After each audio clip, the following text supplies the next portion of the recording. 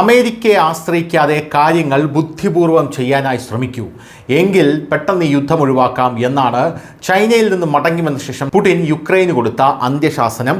യുക്രൈനിൽ നടന്നുകൊണ്ടിരിക്കുന്ന യുദ്ധത്തെക്കുറിച്ച് president Vladimir Putin പറഞ്ഞത്, കാര്യങ്ങൾ ബുദ്ധിപൂർവ്വം ചെയ്താൽ ചർച്ചകളിലൂടെ യുദ്ധം അവസാനിപ്പിക്കാൻ ഇപ്പോഴും സാധ്യതയുണ്ട്. എന്നിരുന്നാലും ആവശ്യമെങ്കിൽ സൈനിക നടപടി സ്വീകരിച്ച് മോസ്കോ യുദ്ധം അവസാനിപ്പിക്കുമെന്നും ഇപ്പോൾ പുടിൻ യുക്രൈനോട് പറഞ്ഞിരിക്കുകയാണ്. ചൈനയിൽ നിന്ന് മടങ്ങുമ്പോൾ തന്നെ പുടിന് മുന്നറിയിപ്പ് ലഭിച്ചിരുന്നു. അതായത്, ഒരു ആവേശകരമായ അന്തരീക്ഷം ഞാൻ കാണുന്നു, നമ്മൾ വിവേകപൂർവ്വം പ്രവർത്തിച്ചാൽ ഈ സംഘർഷം അവസാനിപ്പിക്കാൻ സാർവത്രികമായി സ്വീകാര്യമായ ഒരു പരിഹാരത്തിൽ നമുക്ക് യോജിക്കാൻ കഴിയുമെന്ന് ഞാൻ കരുതുന്നു.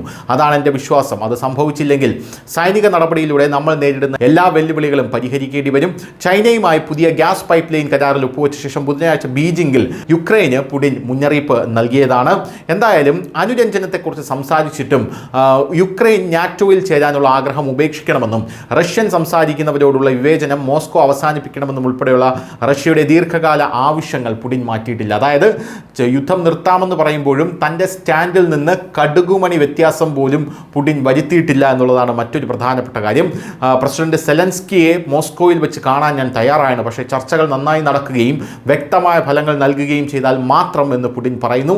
എന്നാൽ മോസ്കോയെ ചർച്ചകൾക്കുള്ള വേദിയായി സ്വീകരിക്കാൻ കീവ്, അതായത് യുക്രൈൻ, വിസമ്മതിച്ചിരിക്കുകയാണ്. യുക്രൈൻ വിദേശകാര്യമന്ത്രി ഈ ആശയം അസ്വീകാര്യമെന്നാണ് പറഞ്ഞിരിക്കുന്നത്. കാരണം ഇവർക്ക് ഭയമുണ്ട്, മോസ്കോയിലേക്ക് ചെന്ന് കഴിഞ്ഞാൽ സെലൻസ്കിയെ തടവിലാക്കുമോ പുടിൻ, അല്ലെങ്കിൽ സെലൻസ്കിയെ കൊലപ്പെടുത്തുമോ റഷ്യൻ സൈന്യം എന്നൊക്കെയുള്ള വലിയ ഭയമാണ് യുക്രൈനെ ബാധിച്ചിരിക്കുന്നത്. News desk, news India Malayalam.